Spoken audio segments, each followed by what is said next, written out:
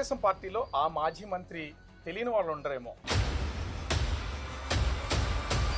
పదవి ఉందా లేదా అని ఏనాడు చూడలేదు. అప్పుడు మీరు ఎన్టీఆర్ వైపు ఉన్నారు కాబట్టి, మీరు చంద్రబాబుకి యాంటీగా ఉన్నారు కాబట్టి మీకు మంత్రి పదవి ఇవ్వకుండా. నేను రామభక్తుడిని మొదటి నుంచి కూడా, రామారావు గారి కోసం ఆఖరి దాకా ఉంటాం కూడా. అసెంబ్లీ సెషన్ సంబంధించి వల్లభనేని వంశీ కానీ నాని కానీ హద్దులు మీరారు. కోసాని ఇవాళ ఏమన్నాడు, సజ్జల రామకృష్ణారెడ్డి స్క్రిప్ట్లో చేశాను అన్నాడు. మేము మొదటి నుంచి అదే చెప్పాం. పేరునాని ఒక సవాల్ చేస్తున్నాడు, దమ్ముంటే నన్ను అరెస్ట్ చేయండి, కొడాల నాని అరెస్ట్ చేయండి అని. ఈ సవాల్ చేసిన వాళ్ళందరికీ ఒక రోజు కాదు రేపు పొద్దున దుర్యోధనుడి బయటకు అయితే పట్టబోతుంది. లోకేష్ రెడ్ బుక్ లో నోట్ చేశాడు, ఆ రెడ్ బుక్ ఒక్కొక్కటి ఓపెన్ అవుతున్నాను. అధికార మదంతో నోటికి వచ్చినట్టు కారు కోతలు కోసిన వాళ్ళు, కుటుంబాలను రోడ్డు మీద రాని మహిళలను కూడా రోడ్డు మీద గీర్చిన వాళ్ళు వదలాలా. టీడీపీ కాబోయే సీఎం అంటూ అటు ఎన్టీఆర్ మీద కూడా చాలా నినాదాలు చేస్తున్నారు. 11 మందికి సరిపెట్టినా కూడా ఇంకా సీఎం అన్నట్టే ఉంటుంది. ఇప్పటితోనే అరెస్టులు ఆగిపోతే ఇంకా కొనసాగే అవకాశం ఉందా? తెలుగుదేశం పార్టీలో ఆ మాజీ మంత్రి తెలియని వాళ్ళు ఉండరేమో. టీడీపీ స్థాపించిన రోజు నుంచి నేటి వరకు కూడా ఎమ్మెల్యేగా కొనసాగుతూ పార్టీకి ప్రజలకు సేవ చేస్తూనే ఉన్నారు. వయసుకు 78 ఏళ్ల నుంచి 80 ఏళ్ళు ఉన్నాయి. కానీ అది మైక్ పడితే మాత్రం 18 ఏళ్ల యువకుల్లాగా మాటలు తోటాలు పేరుస్తారు. ఆయనే రాజమండ్రి రూరల్ ఎమ్మెల్యే, మాజీ మంత్రి గోరంట్ల బుచ్చయ్య చౌదరి గారు.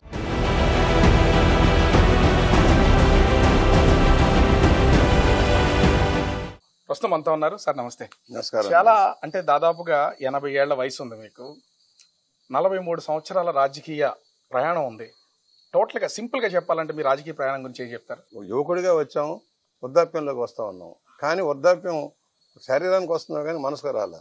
ఇంకా నవయువకుడిలాగానే పనిచేస్తూ ఉన్నాం. అవగాహన ఉంది ప్రపంచం మీద, భారతదేశం మీద, మన స్థానిక సమస్యల మీద, రాష్ట్రం మీద పూర్తి అవగాహన ఉంది. ప్రజా సమస్యల మీద అవగాహన ఉంది. సామాన్యుడి ఇక్కట్ల మీద అవగాహన ఉంది. ఆర్థిక పరిస్థితుల మీద అవగాహన ఉంది. అందువల్ల అన్ని అవగాహన చేసుకుంటూ ఏదో సాధించాలని దానికంటే ఉన్న దాంట్లో తృప్తిగా జీవించుకునే ముందుకు సాగటం నేను లక్ష్యంగా పనిచేస్తున్నాను. ఆ లక్ష్యంలో ఇప్పటిదాకా సక్సెస్ఫుల్. 7 సార్లు ఎమ్మెల్యేగా ఎన్నికయ్యాం. 10 సార్లు పోటీ చేసాం, 7 సార్లు ఎమ్మెల్యేగా ఎన్నికయ్యాం. పార్టీలో కూడా అనేక సంక్షేమ కార్యక్రమాలను అమలు చేయించే దాంట్లో ముందుండి పనిచేసాం. ఇవాళ పోలిట్ బ్యూరో మెంబర్గా ఉన్న నాదైన బాణీలో సూచనలు చేస్తాం. కన్స్ట్రక్టివ్ క్రిటిసిజం, నిర్మాణాత్మక విమర్శ ఉంటుంది. ఎన్టీఆర్ పార్టీ స్థాపించినప్పుడు మిమ్మల్ని ఆహ్వానించారా ఈ ప్రాంతానికి సంబంధించి, లేకపోతే మీరు ఎవరిదాన్ని జాయిన్ అయ్యారా? 82లో పార్టీ ప్రారంభిస్తారని ముందుగా అనౌన్స్ చేసిన వాడు మా తమ్ముడు రాజేంద్ర ప్రసాద్. ఆయన ఎన్టీఆర్ ఫ్యాన్స్ అధ్యక్షుడిగా ఊటీలో ఉన్నప్పుడు రామారావు గారిని కలిసి వచ్చిన తర్వాత, రామారావు గారు పార్టీ పెట్టబోతున్నారు, మనందరం పనిచేయాలని ఇక్కడ ఒక థియేటర్లో, చంద్రికా థియేటర్లో మీటింగ్ పెట్టి జిల్లా వ్యాప్తంగా ఫస్ట్ అనౌన్స్ చేశారు సంచలనంగా. ముందు 2 నెలలు ఆయనే ఉన్నాడు. తర్వాత నన్ను పిలిపించారు రామారావు గారు. నేను కొంచెం కమ్యూనిస్ట్ భావజాలతో యాక్టివ్గా ఉండేవాడిని. ఆ జిల్లా నాయకులంతా కలిపి వాళ్ళ ప్రసాద్ గారి కంటే వాళ్ళ బ్రదర్ అయితే బాగుంటుందనే భావన పిలిపిస్తే, నువ్వు వస్తే బాగుంటుందని అందరూ అంటున్నారని నన్ను ఫస్ట్ 2 జిల్లాల కన్వీనర్గా పెట్టారు. ఉభయ గోదావరి జిల్లాల తెలుగుదేశం పార్టీ కన్వీనర్గా, ఆ రోజు కన్వీనర్ పోస్ట్ అనమాట, ప్రెసిడెంట్ లాంటిది. తెలుగుదేశం అంటే తెలియని రోజుల్లో జనంలోకి వెళ్ళి ఊరున మీటింగ్లు పెట్టుకుంటూ నాయకుల్ని ఐడెంటిఫై చేసుకుంటూ ముందుకెళ్ళాం. దాని పర్యవసానంగా ఒక 8 నెలల్లోనే పార్టీ అధికారంలో రావడానికి అందరం నాంది పలికాం. ఈ జిల్లాలో రామారావు గారు ఆశయాల ప్రకారం నడిపాం. ఆయన టూర్ ప్రోగ్రామ్ అంతా నేను కండక్ట్ చేసేవాడిని ఈ ప్రాంతం అంతా కూడా. ఆ విధంగా పార్టీలో ఒక స్థానం కల్పించారు రామారావు గారు. 83లో తొలిసారి అసెంబ్లీకి వెళ్ళినప్పటికీ ఇప్పటికీ అసలు తేడా అని చెప్పగలరా? విలువలు మా పడిపోయాయి.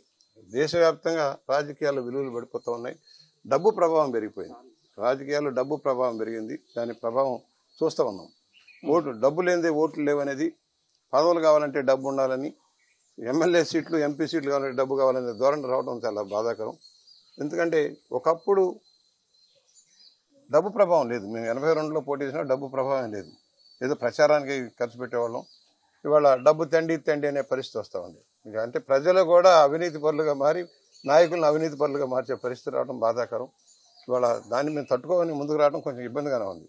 అంటే బుచ్చయ్య చౌదరి గారి రాజకీయ జీవితానికి ఒక విధంగా చూస్తే, అంటే తన ప్రయాణం మొత్తం అంతా కూడా ఎక్కడ చూసినా అటు అధికార పార్టీలో ఉన్న, ప్రతిపక్షంలో ఉన్నా కూడా సొంత పార్టీని అయినా సరే విమర్శించే స్థాయికి ఉన్నారు. ఎందుకంటే కమ్యూనిస్ట్ భావజాలం ఉండడం వల్ల, లేకపోతే దేన్నైనా సరే సహించకుండా ముక్కుసూటిగా చెప్పాలన్న ఆలోచన వల్ల.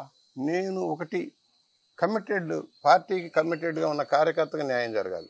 ఎలా ఉంటుందంటే మీరంతా కష్టపడి డయాస్ ఏర్పాటు చేసి మైకులు పెట్టి మీటింగ్లు పెట్టిన తర్వాత మీరు వెళ్ళి స్నానం చేసి వచ్చే లోపల ఏమీ చేయని వాడు వచ్చి నాయకుడికి ఏం చెబుతాడు, నేనే చేశాను ఇదంతా అని చెప్తే నాయకుడు ఏమనుకుంటాడు, ఈడు చేశాడు అనుకుంటాడు.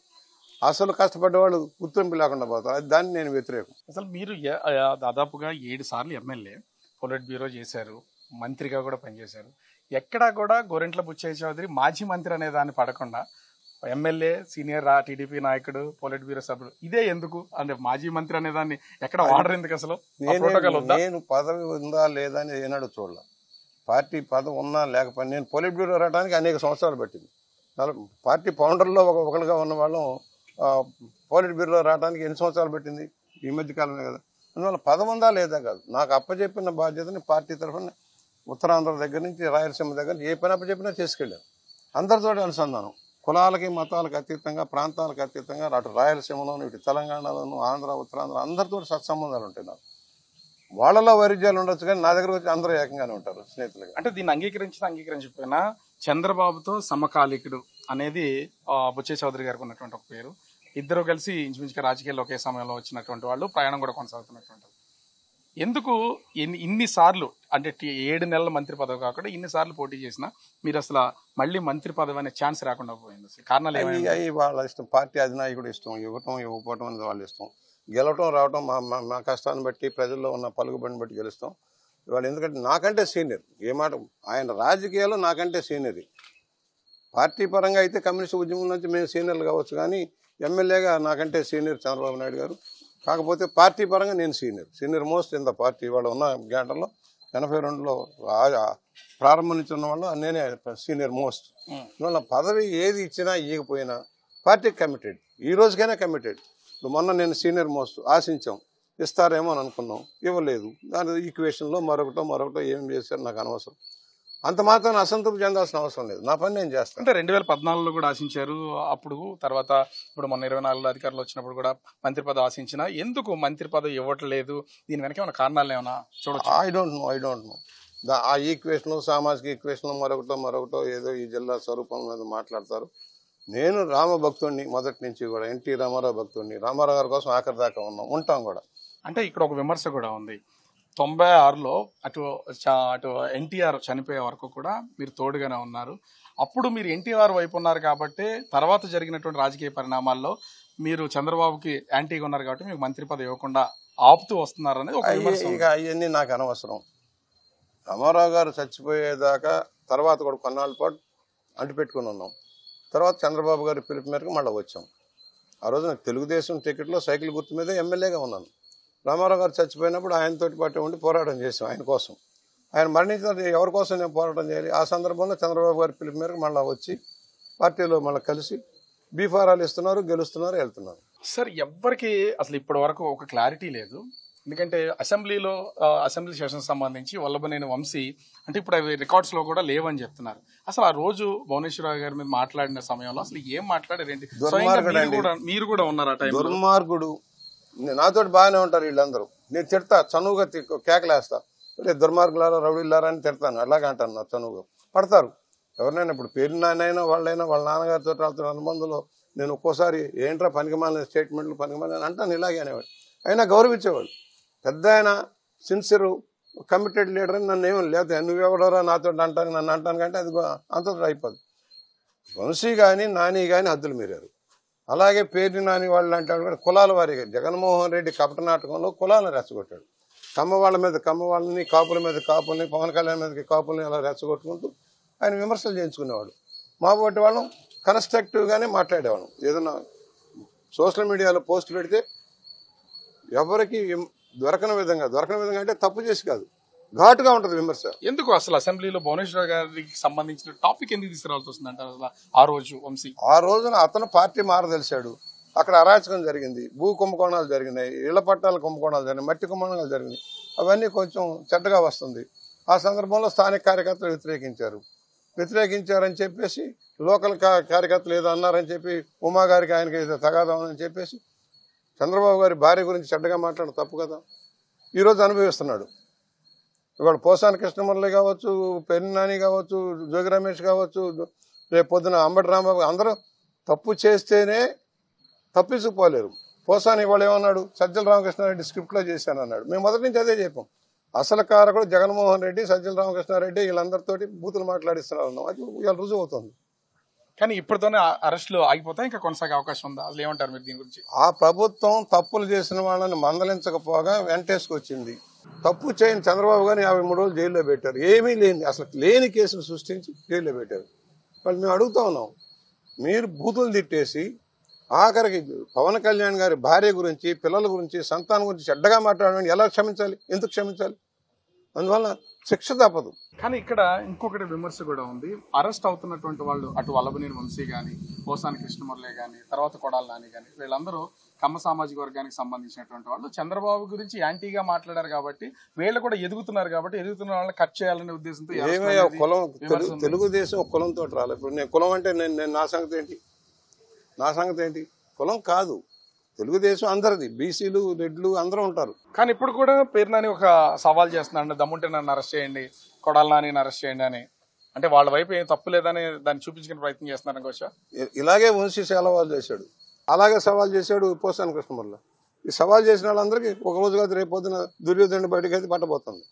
సో రాజకీయాలు అంటే ఇందాక స్టార్టింగ్ లో మీరు మాట చెప్పారు, డబ్బుతో ముడిపడిపోయినాయి రాజకీయాలని. ఇప్పుడు కక్షపూరిత రాజకీయాలు ఇది కొనసాగుతున్నాయి అనుకోవచ్చు? మేము కక్ష లేదు, కానీ తప్పులు చేసిన వాళ్ళు వదలము. తెలుగుదేశం కార్యకర్తల్ని, నాయకుల్ని అక్రమ కేసుల్లో ఇరికించేసి తప్పుడు కేసులు పెట్టి భయభ్రాంతులకు గురి చేసిన వాళ్ళని వదిలే ప్రశ్నే లేదు.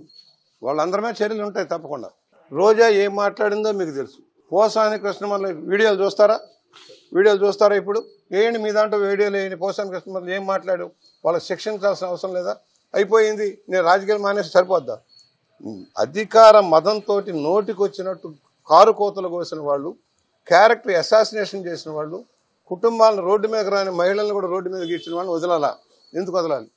సో ఇప్పుడు వరుసగా జరుగుతున్నటువంటి ఈ అరెస్టులకు సంబంధించి లోకేష్ రెడ్ బుక్ లో నోట్ చేశాడు. ఆ రెడ్ బుక్ ఒక్కొక్కటి ఓపెన్ అవుతున్నాను. ఇంక ఎంతమంది పేర్లు ఉండొచ్చు దీంట్లో? ఆ రెడ్ బుక్ లో ఎంతమంది ఉన్నాయి? ఆ రోజునే చెప్పాడు, నేను ప్రతి జిల్లాలో జరుగుతున్న సంఘటనలు అది కొంతమంది అధికారుల దుష్ప్రవర్తన రాసుకుంటున్నాం, అధికారంలోకి వచ్చాక మేము చూసుకుంటాం అన్నారు. రెడ్ బుక్ కాదు, రెడ్ బుక్ భిన్నంగా వస్తుంది. వాడు మర్చిపోకండి, రెడ్ బుక్ అవసరం లే. ప్రజలకు తెలుసు కదా ఎవరు ఏం మాట్లాడారు, ఎవరు ఏం చేశారు, ఏ జిల్లాలో ఎలా జరిగింది. మా జిల్లాలో ఒక కలెక్టర్ గారు ఆమె స్వయంగా 5,000, 10,000 కూడా తీసుకొని భూములు బదలాయింపు చేస్తుంది. వాళ్ళు వదలాలా వీళ్ళందరినీ? సో భూములు దోపిడీ అంటున్నారు కాబట్టి, అంటే మీకు సంబంధించి ఈ జిల్లాకు సంబంధించి ఆవు భూముల్లో కూడా మాజీ ఎంపీ హస్తం చాలా ఉంది భరత్కి సంబంధించి అని అంటూ ఉంటారు. ఎందుకు మరి అతనికి సంబంధించి ఏమన్నా ఆలోచన? నేనంటాను జగన్మోహన్ రెడ్డి చేస్తా ఉంది దీంట్లో. మీకు తెలిసి పనికిరాని భూములు కొన్నారని తెలిసి ఆనాటి కలెక్టర్, ఎంపీలు అందరూ ఏకమయ్యారు. మీరు ఎంపీ, ఎమ్మెల్యే తగాద వచ్చి బయటపడ్డాడు. అసలు నిలువెత్తు నీళ్లుంటే ఈ రోజు కూడా నీళ్లున్నాయి. పదండి చూద్దాం. ఇప్పుడు అన్ని 100 కోట్ల రూపాయలకు సంబంధించి జరిగినటువంటి ఈ భూమాఫియాకి సంబంధించి మీ ప్రభుత్వంలో ఏమన్నా దీని మీద ఎంక్వైరీ విచారణ? తప్పకుండా. వాళ్ళు ఏం చేశారంటే ఇరిగేషన్ డిపార్ట్మెంట్ తోటి తప్పుడు ప్రకటన ఇప్పించారు. ముంపు ప్రాంతం కాదని కోర్టులో అఫిడవిట్ చేశారు. కోర్టును కూడా తప్పుదారి పట్టించారు. ఇవాళ కోర్టులో అఫిడవిట్ వేయాలి, మళ్ళా వేసి విచారణ జరగాలి ఎలా దోపిడీ జరిగిందో. ఇవాళ కూడా నిలువెత్తు నీళ్లు ఉన్నాయి. ఎలా ఇల్లు కట్టుకుంటారు? 30 కిలోమీటర్లు వెళ్ళి ఇల్లు ఎలా కట్టుకుంటారు? వీటన్ని సమగ్ర విచారణ జరగాలి. అవసరం ఇదే కాదు, రాష్ట్ర వ్యాప్తంగా జగనన్న కాలనీలు జరిగిన దగా మీద విచారణ జరగబోతుంది. చేస్తారా ఏమైనా విచారణ కమిటీకి సంబంధించి? 100% జిల్లాల వారీగా రెవెన్యూ ద్వారా విచారణ జరుగుతుంది. అంటే ఇక్కడ ముఖ్యంగా చూస్తే ఇంకొకటి, ప్రభుత్వం వచ్చి దాదాపుగా 9 నెలలు అయిపోతుంది. ఇప్పటి వరకు ఏ హామీని నెరవేర్స్తారో లేదో తెలియదు అనే ఆ విమర్శలు తీవ్రంగా జరుగుతున్నాయి. ఏం చెప్తారు? ఒకసారి కూర్చుంటే మీకు చెప్తాను విషయాలు. ఏ హామీ నెరవేర్చలేదు. 6 పాయింట్ ఫార్ములా, 6 సూత్రాల విధానం. ఫస్ట్ ల్యాండ్ గ్రాబింగ్ చట్టం రద్దు చేస్తాం, చేసామా లేదా? ప్రజలకు రక్షణ కలిగింది నెంబర్ 1. పెన్షన్ పెంచుతామని 5 ఏళ్లు పెంచకుండా కూర్చున్న పెద్ద మనిషికి భిన్నంగా 3,000 చేస్తానన్న పెన్షన్ అన్ని సంవత్సరాలు పెట్టింది. చంద్రబాబు గారు అధికారంలో వచ్చిన మరుసటి రోజు నుంచే పెన్షన్ 4,000 చేసి ఇస్తున్నాం. ఇవాళ 4,000, 6,000, 10,000, 64 లక్షల మందికి ఇన్ని రకాల పెన్షన్లు 1వ తారీఖు వెళ్తున్నాయి. 3 గ్యాస్ బండ్ల మీద ఆల్రెడీ స్టార్ట్ అయ్యి ఫస్ట్ విడత ఇచ్చేసారు. కానీ ఈ సంవత్సరం రెండు వైసీపీ కూడా విమర్శలు చేస్తుంది. ఏది ఒక బండ మాత్రమే ఇచ్చారు, మిగతా 2 3 బండలు సంవత్సరంలో ఇస్తాం. 3 బండలు ఒకేసారి 3 బండలు వాడుకోరు కదా. ఒక బండ అయ్యాక ఒక బండ చొప్పున 3 సంవత్సరానికి 3 బండల చొప్పున ఇచ్చుకుంటూ వెళ్తాం. ఫస్ట్ విడత అయింది, రెండో విడత మళ్ళీ వస్తుంది. 3 పార్ట్లు కదా, 4 నెలలకు 3 పార్ట్లు. మూడోది ఇవాళ ఏదైతే తల్లికి వందనం రేపు స్కూల్ తెచ్చేటప్పటికి ఇస్తున్నాం, తల్లికి వందనం ఇస్తున్నాం. బడ్జెట్లో కేటాయింపు చేసాం. నిన్న బడ్జెట్లో కేటాయింపు చేసి తల్లికి 9,000 కోట్ల రూపాయలు దాన్ని పెట్టాం. ఇది కాకుండా 20,000 రూపాయలు రైతులకు ఇస్తానన్నాం. ఆ రైతుల పథకం కూడా జూన్ పంట మొదలయ్యేటప్పటికి ఇవ్వాలని నిర్ణయించాం. నిన్న బడ్జెట్లో దాన్ని కూడా ఎలకేట్ చేసాం. దాన్ని కూడా భారీ ఎత్తున ఎలకేట్ చేసి మీరు బడ్జెట్లో, ఎందుకంటే బడ్జెట్ అంటే ప్రామాణికం, ఒక రాజ్యాంగం లాంటిది. బడ్జెట్లో ఏం పెట్టి అది అమలు చేస్తాం. కానీ ఇప్పుడు నేను ప్రవేశపెట్టినటువంటి బడ్జెట్కి సంబంధించి ఎక్కడ సామాన్య ప్రజలకు ఎవరికి మేలు కలిగేలేదు. ఇది కేవలం అంకెల గారడి మాత్రమే అని చెప్పేసి వైసీపీకి సంబంధించిన నాయకులు ఏది అంకెల గారడి? 4,000 రూపాయలు, 6,000 రూపాయలు, 15,000 రూపాయలు 1వ తారీఖు పెన్షన్ ఇవ్వడం అన్యాయమా? భూములు కబ్జా చేస్తూ బొమ్మలు వేసిన దాన్ని తీసేసి ల్యాండ్ గ్రాబింగ్ చట్టాన్ని ఇది చేసింది అన్యాయమా? గ్యాస్ బండ్లు ఇవ్వడం అన్యాయమా? ఇవాళ ఫీజు రీఎంబర్స్మెంట్ చేస్తున్నాం. మైనార్టీలకు గత 5 సంవత్సరాలు ₹1 సోషల్ వెల్ఫేర్ ఖర్చు పెట్టలేదు. మహిళలకు కానీ, డ్వాక్రా మహిళలకు కానీ, ఆశా వర్కర్లకు కానీ, అంగన్వాడికి కానీ జీతాలు పెంచాలి. అవన్నీ ఇప్పుడు ఈ ప్రభుత్వం పెంచుకుంటూ వెళ్తుంది. ఆఖరికి ప్రభుత్వ ఉద్యోగాలకు సంబంధించిన గ్రాట్యుటీలు, పెన్షన్ బెనిఫిట్స్ అన్నీ కూడా రద్దు చేసి పారేశారు. ఇవన్నీ మన ప్రభుత్వం మళ్ళా పునర్విభజన చేస్తుంది. ఇంట్లో చాలా మేజర్ది మీ మంత్రి గారి సంబంధించి ఒక కామెంట్ రోజు సోషల్ మీడియాలో చూస్తూనే ఉంటారు, మీకు 15,000, మీకు 15,000, మీకు 18,000 అనేది. అంటే అటు ఆ మహిళలకు ఇచ్చిన ఈ హామీ కానీ వందనానికి సంబంధించి మీరు ఎందుకు దాని ఇంప్లిమెంటేషన్ ఇదివరకు తెలుగుదేశం ఉన్నప్పుడు కూడా ఫీజు రియంబర్స్మెంట్ జరిగేది. కాలేజీలకు వెళ్ళిపోయి తల్లిదండ్రుల భారం లేదు. ఓట్ల రాజకీయం కోసం అమ్మఒడి అని పెట్టి దగా చేసావు. నువ్వు కాలేజీలకు ఫీజులు ఎగ్గొట్టావు, వీళ్ళకి ఇచ్చావు. 3 4 ఒకళ్ళకే ఇచ్చావు. అది కూడా 3 ఏళ్ళు ఇచ్చావు, 2 ఏళ్ళు ఎగ్గొట్టావు. మర్చిపోబాకండి. మేము ఆర్థికంగా రాష్ట్రం దివాళా తీయించినా కూడా ఇవాళ ప్రభుత్వం సకాలంలో పెన్షన్లు ఇస్తుంది, 1వ తారీఖు జీతాలు ఇస్తుంది, పాత బాకీలని ఇచ్చుకుంటూ వెళ్తా ఉన్నాం.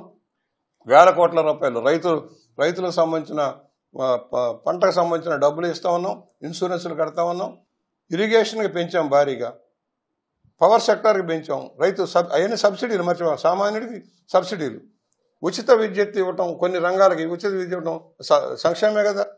ఇవాళ కార్పొరేషన్ పటిష్టం చేసి మళ్ళీ సెల్ఫ్ ఫైనాన్సింగ్ కింద లోన్స్ ఇచ్చేదానికి కార్యక్రమం తీసుకుంటున్నాం. స్కిల్ డెవలప్మెంట్ చేస్తున్నాం. పరిశ్రమలు వస్తూ ఉన్నాయి. పరిశ్రమలు అంగీకారాలు 6 లక్షల కోట్లకు అంగీకారాలని మొదలవుతున్నాయి. ఒక్కొక్కటి మొదలవుతుంది. అమరావతి మొదలవుతుంది. Self financing. అంటే ఇప్పుడు వైసీపీ చేసి కేవలం విమర్శలు మాత్రమే, దీంట్లో అసలు నిజాలు అసలు బోగస్ అబద్ధాల గోబెల్స్ ప్రచారాలు అగ్రగణ్యులు. సోషల్ మీడియా నాడు అబద్ధాలు ప్రచారం. బాబాయిని చంపి గుండెపోటుతో చచ్చిపోయాడని చెప్పిన దుర్మార్గులు జగన్మోహన్ రెడ్డి అండ్ ఫ్యామిలీ. మీరు 82లో రాజకీయాల్లోకి వచ్చారు, మీ తరం రాజకీయాన్ని చూశారు. ఇప్పుడు నెక్స్ట్ జనరేషన్ కూడా మంత్రులుగా ఉన్నటువంటి ముఖ్యంగా నారా లోకేష్. ఏం చెప్తారు నారా లోకేష్ నాయకత్వం గురించి? కష్టపడుతున్నాడు, అవగాహన ఉంది. రాష్ట్రంలో బాగా చదువుకున్న వ్యక్తి. పరిశ్రమలు తేవాలి, పెట్టుబడులు తేవాలనే దానిలో విద్యారంగాన్ని ప్రక్షాళన చేయడానికి కష్టపడుతూ ఉన్నాడు. వాళ్ళ స్టైల్లో వాళ్ళు పనిచేస్తూ ఉన్నాడు. Yes, I'm having confident. ఆయన నాయకత్వం పటిమ ఉంది. పార్టీని నడపడంలో సభ్యత్వాలు 1,50,00,000 మంది సభ్యులుగా చేరారంటే చిన్న విషయమా? ఆయన టైంలో జరిగింది. ఈ సభ్యత్వాలు వచ్చినటువంటి సమయంలోనే ఒక మూమెంట్ కూడా వచ్చింది, నారా లోకేష్ డిప్యూటీ సీఎం చేయాలనే ఒక నినాదం. దాన్ని కొట్టిపారేసిన వ్యక్తి కూడా మొట్టమొదటి బహుశా మీరే అయ్యి ఉండొచ్చు. నేను చెప్పాను, అవన్నీ పక్కన పెట్టండి. ఒక అంగీకారంలో మనం వెళ్తున్నాం. పవన్ కళ్యాణ్ గారు డిప్యూటీ సీఎం ఒక్కడే అనుకున్నారు, అయిపోయింది. ఎవరో దారిని పోయేవాళ్ళు ఏదేదో మాట్లాడితే అది కరెక్ట్ కాదు. అనవసరంగా వివాదాలు అక్కర్లా. ప్రజలు నిర్ణయిస్తారు రాబోయే రోజుల్లో ఎవరు ఏంటనేది. అందువల్ల ఇప్పుడు ఆ వివాదాలు అనవసరం. చంద్రబాబు గారు సీఎంగా ఉన్నప్పుడు మిగతా వాళ్ళ గురించి ఆలోచన అనవసరం. ఆయన ముఖ్యమంత్రిగా ఉన్నారు, డిప్యూటీ ముఖ్యమంత్రిగా పవన్ కళ్యాణ్ గారు కలిసి ఇద్దరు ప్రయాణం చేస్తారు. ఒక అవగాహన వెళ్తుంది. రాష్ట్రాన్ని ముందుకు తీసుకెళ్ళిన లైన్లో వెళ్తున్నారు కనుక లోకేష్ గారికి ప్రజల గుండెల్లో ఆయన ఉన్నాడు, మర్చిపోకూడదు. ఆయన స్థానం ఆయనకుంది. ఏ పదం ఉందా లేదా కాదు, ఆయన పని ఆయన చేసుకెళ్ళిపోతారు. ఎందుకు అసలు ఇంత సజావుగా పరిపాలన కొనసాగుతుంది, సీఎం డిప్యూటీ సీఎం మంత్రులు అంతమంది ఉన్నా సడన్ ఒక్కసారి లోకేష్ ని డిప్యూటీ సీఎం తెర మీద తీసుకురావడానికి కారణం ఏమై ఉండొచ్చు? అత్యుత్సాహంగా కాకాబట్టే వాళ్ళు కొంతమంది తయారవుతారు నాయకులకి. అలాంటి వాళ్ళ వల్ల ఈ సమస్యలు వస్తాయి. మీ ఉద్దేశంలో జూనియర్ ఎన్టీఆర్ అసలు తన పాత్ర ఏమైనా ఉండబోద్దా భవిష్యత్ రాజకీయాలకు తెలియదు సార్, అది ఆయన ఇష్టం. ఎందుకంటే సినిమా రంగంలో ఆయన కూడా ఒక ప్రముఖ స్థానంలో ఉన్నాడు, ఒక ప్రముఖ హీరోగా ఉన్నాడు. కలెక్షన్స్లో కానీ భారీ బడ్జెట్ సినిమాల్లో కూడా ఆయనకు ఒక పాత్ర ఉంది. ఆయన రోల్ ఆయన చేసుకుంటున్నాడు. నాకు తెలిసి తెలుగుదేశంతో అనుబంధంలో లేడు ప్రస్తుతానికి, లేరు. లేనప్పుడు నేను ఎందుకు మాట్లాడను? అంటే ఆయన క్యాడర్ కూడా ఎక్కడ చూసినా టీడీపీ కాబోయే సీఎం అంటూ అటు ఎన్టీఆర్ మీద కూడా చాలా నినాదాలు చేస్తున్నారు. జగన్మోహన్ రెడ్డి కూడా సీఎం అంటలా, పదవి ఊడిపోయి 11 మందికి సరిపెట్టినా కూడా ఇంకా సీఎం అన్నట్టే ఉంటుంది. దాని గురించి మనం అనవసరం.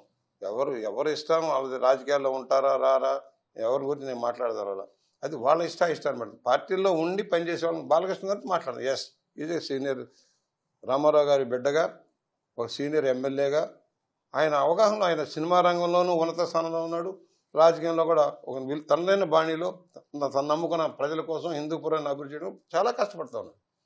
నిన్న కూడా మేము వెళ్ళి 2-3 సార్లు వెళ్తే 2-3 సార్లు ఆయన మామూలు ఎమ్మెల్యేలాగా వచ్చాడు, మర్చిపోకండి. బాలకృష్ణ గారు నేను వెళ్ళా, ఈ వయసులో నేను వెళ్తే ఆయన నాకంటే వేగంగా ఆయన 2-3 సార్లకు వచ్చి ఫాలోఅప్ యాక్షన్ చేసుకున్నాడు నియోజకవర్గ అభివృద్ధి కోసం. That is the spirit.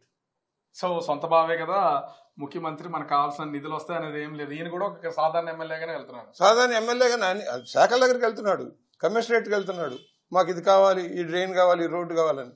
నిన్న మా ఇద్దరం పోటాపోటీకి వెళ్ళినట్టు అయింది. సార్, టీడీపీ ప్రభుత్వం ఈ విషయాలను పక్కన పెడితే ముఖ్యంగా మీ నియోజకవర్గానికి వద్దాం. మీ మీద ఒక బుచ్చే చౌదరి గారు చాలా సైలెంట్గా ఉంటారు, తన పని తాను చేసుకుపోతారు, ఏంటి ఉండదు అనేది. కానీ ఒక విమర్శ మొన్న కూడా ఎక్కడ ప్రెస్ మీట్లో కూడా చూసాం, మీ మీద ఒక తీవ్రమైనటువంటి విమర్శ ఉంది. మట్టి మాఫియా, ఇసుక మాఫియా, బుచ్చే చౌదరి అనుచరులు చేస్తున్నారు, బుచ్చే చౌదరి చేస్తారని చెప్పట్లా, అనుచరులు వెనకుండి చేస్తున్నారు అనేది ఒక విమర్శ ఉంది. దాన్ని ఏం చెప్తారు సార్? అసలు పనికిరాని వాళ్ళంతా చెబుతారు. ఇప్పుడు ఒకప్పుడు ఫ్రీ స్టాండ్ అప్పుడు కేవలం 2600 రూపాయలకి ఇంటికి చేరేలాగా చేయించగలిగాం, డ్వాక్రా గ్రూపుల ద్వారా చేసాం. ఇవాళ సిస్టమ్ మారింది, కొంత ట్యాక్స్ చేసిన అవన్నీ వచ్చినాయి. కార్యకర్తలు, పడవల వాళ్ళు మా దగ్గర లేబర్ ఉన్నారు. ఉదాహరణకు చెబుతున్నాను, జాలర్లు ఉన్నారు, బీసీలు ఉన్నారు, పల్లెకారులు వాళ్ళంతా ఉన్నారు. వాళ్ళకి పడవలు సొసైటీలు ఉన్నాయి. వాళ్ళు మామూలుగా గోదావరి నీళ్ళల్లో దిగి కష్టపడి డ్రెడ్జింగ్ చేస్తారు. వాళ్ళు వచ్చే అవకాశం ఇవ్వండి, మాకు కూడా సొసైటీలో అవకాశం, వాళ్ళకి ఇస్తే దానికి నాకు పామేస్తే ఎట్లాగా? కనీసం ఒక 1000 మంది బతుకుతున్నారు. కష్టజీవులు, మర్చిపోకండి, వాళ్ళంతా పేదవాళ్ళు, కష్టజీవులు. దానికి ఏదేదో మాట్లాడాలని ఒక విలేకరి బ్లాక్మెయిలర్, అది కూడా చెబుతున్నా, ఒక పెద్ద బ్లాక్మెయిలర్. ఎప్పుడో పోలీసుల్ని అందరినీ బెదిరించి బొకాయించేవాడు, వాడు వచ్చి నన్ను అడుగుతాడు. మీకు అర్థమైందా? నేను చెప్పా, విలేకరిగా గౌరవం ఉంచుకొని ఆయన నువ్వు తప్పుడు ప్రకటన చేయద్దు. వాళ్ళంతా పనిచేసేవాడు రాష్ట్రంలో మొత్తం చాలామంది పనిచేస్తారు, అనేక మందికి సొసైటీలకు పర్మిషన్ ఇచ్చారు. దాంట్లో మా పాత్ర ఏముంటుంది? గవర్నమెంట్ తన రోజు తను చేసుకుపోద్ది, అధికారులు. కానీ కొంతమంది కార్యకర్తలు, పార్టీ నాయకులు, అనుచరులు వాళ్ళు చేసేది మీకు ఆపాదించడం వల్ల కొంత మీకు డ్యామేజ్ జరుగుతుంది. ఒకటి సార్, వాళ్ళు తప్పు చేయట్లేదు, రోజుకి 100-50 సంపాదించుకుంటారు. వాళ్ళు కష్టపడితేనే రోజువారీ కూలీలు వాళ్ళు ఎలా సంపాదించుకుంటారు, అంతవరకు. దానికి మించి వెళ్ళటంలా. నేను మొదటనే చెప్పా, సప్లై అండ్ డిమాండ్. ఎప్పుడైతే సప్లై పెంచామో డిమాండ్ తగ్గిద్ది, రేట్లు తగ్గుతాయి. అధికారులు ఒక్కోసారి తెలుసో తెలియక దాన్ని కంట్రోల్ చేశారనుకోండి, ధరలు పెరిగిపోతాయి. ఇప్పుడు ధరలు కంట్రోల్ అయిపోయింది. ఒకప్పుడు ట్రాక్టర్ ఇసుక ఫ్రీ ఇసుకే కదా, ట్రాక్టర్ వాళ్ళు 4500 వసూలు చేశారు. ఇది కరెక్ట్ కాదంటే ఇవాళ 1500-1300 రూపాయలకి ఇంటి ముందు పోసిపోతున్నారు ట్రాక్టర్ వాళ్ళు. అంటే కంట్రోల్ అయిందా లేదా? ఎవరు చేయగలరు అలాగా? ట్రాక్టర్ వాళ్ళందరిని పిలిచి మీరు ఇది కరెక్ట్ కాదు, ఈ రేట్లు కరెక్ట్ కాదు, మీరు దెబ్బతింటారంటే మీకు కనీసం 500 రూపాయలకి ట్రాక్టర్ నిండి వెళ్తుంది, మీరు ఎందుకు పెడతారు? ఇప్పుడు 1300 దిగిపోయింది. సార్, ఈ నియోజకవర్గానికి సంబంధించి అంటే రాజమండ్రి రోడ్లో, రాజమండ్రి సిటీ, ఈ రెండింటికి సంబంధించి కూడా ఒక క్వశ్చన్. ఆదిరెడ్డి ఫ్యామిలీకి, బుచ్చే చౌదరి గారి ఫ్యామిలీకి ఎప్పటి నుంచో రాజకీయ వైరం కూడా ఉంది. ఏమి అసలు ఈ ఎన్నికలకు సంబంధించి చాలా అంటే చాలా కలిసిపోయారు. అసలు ఏ మంత్రాంగం పనిచేసింది? ఎవరి పనాలు చేసుకుంటాం. నేను నా నియోజకవర్గానికి పరిమితమై పనిచేస్తున్నా. నేను మొన్న ఎలక్షన్లు అయిన తర్వాత కేవలం నా రూరల్ నియోజకవర్గానికి పరిమితమై, దేంట్లో ఏలు పెట్టట్లా. చాలామంది ఫోన్ చేస్తారు, అనేక జిల్లాల నుంచి, అనేక ప్రాంతాల నుంచి ఫోన్ చేస్తారు మంచి చెడు కావాలని చెప్పి. నేను ఎవరి దాంట్లో ఏలు పెట్టను. గ్రూపులు లేవు నాకు, అందరూ సమానమే. గ్రూపు రాజకీయాలు చేయను. ఆదిరెడ్డి ఫ్యామిలీ ఇదివరకు నా దగ్గర పెరిగిన వాళ్ళు, వీళ్ళంతా భరత్ దగ్గర నుంచి అందరూ నా దగ్గర పెరిగిన వాళ్ళు. శిష్య బృందమే, అప్పారావు దగ్గర నుంచి అందరూ. ఇవాళ రకరకాల కబుర్లు చెబుతారు. అది అవకాశాలు అందిపుచ్చుకుంటారు, వచ్చిన అవకాశాలు ఉంటాయి, దానికి రకరకాలు చెప్పాలి. అందరూ నా దగ్గర పెరిగిన వాళ్ళే కదా, నా చుట్టూ తిరిగిన వాళ్ళే కదా, నా కారులో వెనకమాల కూర్చున్న వాళ్ళే కదా వీళ్ళందరూ. కాకపోతే ఏంటంటే కొన్ని వైరుధ్యాలు ఉంటాయి. వాళ్ళ ఆశయాలు వేరే ఉంటాయి. అసలు ఆ వైరుధ్యాలు ఇవాళ కలుపుగోలకి ఎలాగైపోయింది అసలు ఎవరికి అర్థం ఎవరి కాదు. పని వాళ్ళే చేస్తాం. అంతే. ఎవరి పని వాళ్ళు. నా పని ఇప్పుడు నేనున్నాను. నా దగ్గర ఒక 8,500 ఓటింగ్ ఉంది. ఓటింగ్ చేయించడమే లక్ష్యంగా మా కార్యకర్తలు సమాయత్తం చేస్తాం. నేను ఒకటే చెబుతున్నా, కార్యకర్తలు కూడా నేను ఇందాక అడిగారు, చేయకపోతే ఏమంటారు? కార్యకర్తకి ఆ పడవలో ఏదో బతుకుతామంటే ఇవ్వకపోతే ఏమంటారు? మాకు న్యాయం చేయలేదు అంటారు.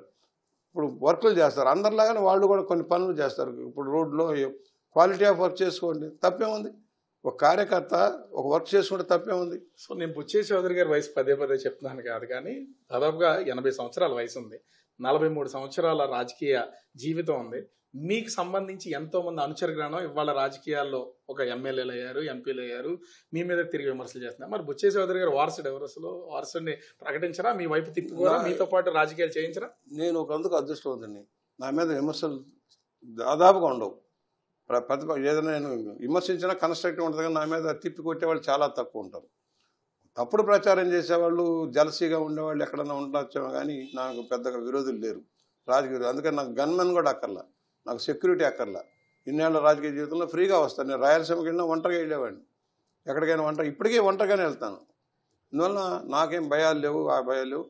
వారసత్వం గురించి నేను మొదటి నుంచి చెబుతున్నా, ఒకళ్ళు ఇస్తే ఇచ్చేది కాదు, పుచ్చుకునేది కాదు. కానీ ప్రతి ఫ్యామిలీలో కూడా ఆ జనరేషన్ తర్వాత ఎవరో ఒకరిని, అన్నద కొడుకునో, సొంత కూతురునో, అల్లుడినో ఎవరో ఒకరిని దించుతూ ఉంటారు. మీరు ఆలోచన చేయట్లేదు? నేను ఇన్నేళ్ల చరిత్రలో ఫస్ట్ స్టార్టింగ్ మా తమ్ముడు పార్టీ కోసం అవిర్లు కృషి చేసిన వాడు, అనేక నాయకుల్ని పార్టీలో, పద్మనాభం గారు లాంటి నాయకుడిని, రామకృష్ణ గారి నాయకుడిని పార్టీలో తెచ్చిన వాడు మా తమ్ముడు. ఆయన కొన్నాళ్ళు యాక్టివ్గా ఉన్న తర్వాత తగ్గిపోయాడు. ఎవరు జోక్యం చేసుకోరు. నా ఫ్యామిలీలో నా భార్య కానీ, పిల్లలు కానీ, మా తమ్ముడు కానీ ఎవరు జోక్యం చేసుకోరు. నేను ఒంటరిగానే పనిచేస్తాను, ఒంటరిగాని, రాజకీయంగా ఒంటరిగాని. నేను ఎవరిని, ఇవాళ మా తమ్ముడు గారి అబ్బాయి డాక్టర్ సెల్లోకి వెళ్ళి ఆయన యాక్టివ్గా పని చేసుకుంటున్నాడు, ఆయన పని ఆయన చేసుకున్నాడు. నేను చెప్పా, రాజకీయాలు అంత సజావుగా లేవు నాయన, నేను అనుభవించిన చాలు, 42 ఏళ్ళు అనుభవించిన చాలు, మనకు సరైన న్యాయం జరగలేదని నా ఫీలింగ్ ఉంది. మనం కష్టపడిన దానికి సరైన ఫలితాలు రాలేదనే ఫీలింగ్లో ఉన్నా. రేపు నీకు వస్తో లేదో నాకు తెలియదు అంటే ఆయన బ్లడ్ బ్యాంక్ అది పెట్టించి ఆయన సర్వీస్ చేస్తున్నాడు. అంటే మీ వారసుడికి అయితే భవిష్యత్తులో వచ్చే అవకాశం ఉంది. చెప్తుంది మళ్ళీ రేపు పొద్దున రకరకాల ఈక్వేషన్లు, చంద్రబాబు గారి మైండ్లో రకరకాల ఈక్వేషన్లు ఉంటాయి. ఆబీసీ, ఈఓసీ, ఆ మహిళ ఇదేనా ఉంటాయి. దాంట్లో నేనేం చెప్పగలను? ఆయన పని చేస్తే పని చేసుకోనండి, పార్టీకి నమ్మకం కలిగించుకొని ఆయన తీసుకొని. నేనుగా కూర్చొని నెత్తిన కిరీటం పెట్టే మనిషిని కాదు, వద్దని చెప్పేవాడిని కాదు, కిరీటం పెట్టే మనిషిని కాదు. వాళ్ళ ఇష్టం వాళ్ళు చేసుకుంటూ ఉంటారు. అందువలన రాజకీయ వారసత్వాలను ప్రోత్సహించు రాలేదు ఇన్నాళ్ళు. ఏ పనిలో ఎవరికి అప్పచెప్పలే. కొంతమంది ఉంటారు, నలుగురు పని చేయకపోతే, ఇప్పుడు కొన్ని కార్యక్రమాలు అమలు చేయాలంటే ఎవరో ఉండాలి కదా తమ్ముడు, ఎవడో ఉండకూడదు. నువ్వే ఉండంటే నా వల్ల ఏడవుతుంది. ఒక మనిషిని కాదు కదా, కొన్ని స్కీములు ఇంప్లిమెంట్ చేయాలి. నలుగురు 4 చోట్ల పెట్టి మీరు వెళ్ళండి. ఇప్పుడు సభ్యత్వాల విషయంలో కానీ, పార్టీ నిర్మాణం విషయంలో కానీ, అభివృద్ధి కార్యక్రమాల్లో కొన్ని యాక్టివ్ అవుతారు. ఫైనల్గా మీ నియోజకవర్గ అభివృద్ధి గురించి ఏం చెప్తారు? నా అభివృద్ధిలో సమస్యలు ఉన్నాయి. మెయిన్ డ్రైనేజ్ వ్యవస్థ భయంకరంగా ఉంది. రాజమండ్రి పెరిఫెరీ నుంచి వచ్చే మురుగంతా నా నియోజకవర్గం నుంచి గోదావరిలో కలుస్తుంది. కాలుష్యం చాలా భారీ ప్రాజెక్ట్ ఒకటి ప్లాన్ చేసాం, అది రావాల్సిన అవసరం ఉంది. రేపు పుష్కరాలకు చేస్తారని ఆశిస్తూ ఉన్నాను. ఎందుకంటే గోదావరి కాలుష్యం అవుతుంది. ఈ మొత్తం రాజమండ్రి ఎంటైర్ ఏరియా నుంచి వచ్చే మురుగంతా రాజమండ్రి ఆవాచారం ద్వారా ధవళేశ్వరం దగ్గర కలుస్తుంది. దీన్ని తప్పించాలి, ప్రధానమైంది.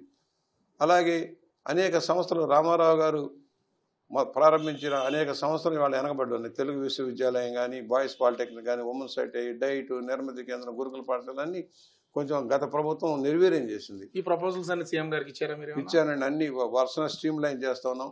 ఒక సైన్స్ సెంటర్ పెట్టించాను. భూములు నా దగ్గర ఏంటంటే ల్యాండ్ బ్యాంక్ని జాగ్రత్త చేసి మన కలెక్టర్ గారిని తిప్పాను ఒక రోజల్లా.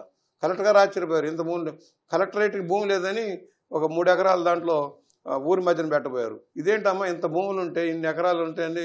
ఆశ్చర్యపోయింది, మాకు తెలియదండి అని. ఘాట్లు ఎలా ఉంటాయి ఒకసారి తిప్పి చూపించి ఒక రోజల్లా వాళ్ళకి అవగాహన. సుదీర్ఘ రాజకీయ అనుభవంలో రాజమండ్రి మీద పట్టున్న ఏకైక నాయకుడు మర్చిపోవాలి.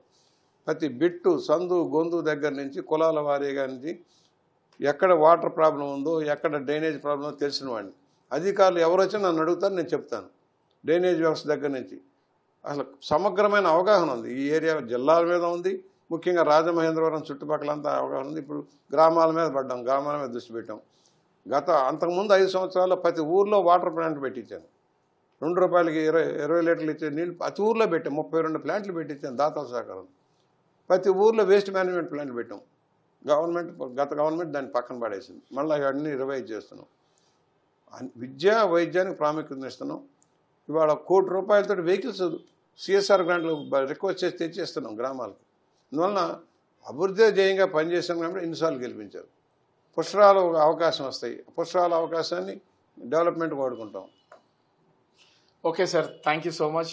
మొత్తానికి అటు రాజమండ్రి రాజకీయమే కాదు, ఆ పూర్తి స్థాయిలో అటు ఎన్టీఆర్ దగ్గర నుంచి చంద్రబాబు, ఇప్పుడున్నటువంటి యువ నాయకుడు లోకేష్ వరకు అందరితోనూ రాజకీయ ప్రయాణం కొనసాగిస్తూనే దాదాపుగా 43 సంవత్సరాల రాజకీయ జీవితాన్ని కంటిన్యూ చేసినటువంటి బుచ్చయ్య చౌదరి గారు భవిష్యత్తులో అర్హత ఉండి తాను చేయగలిగితే నా వారసుడిగా నా తమ్ముడు కొడుకు వచ్చే అవకాశం ఉంటుంది, తను చేసే పనిని బట్టి అని చెప్తున్నటువంటి పరిస్థితి అయితే ఉంది.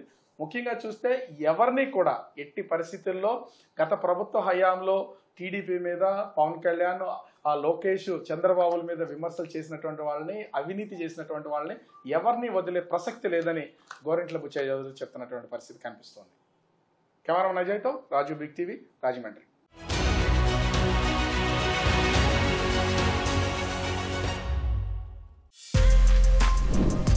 For more videos like this, subscribe Big TV channel.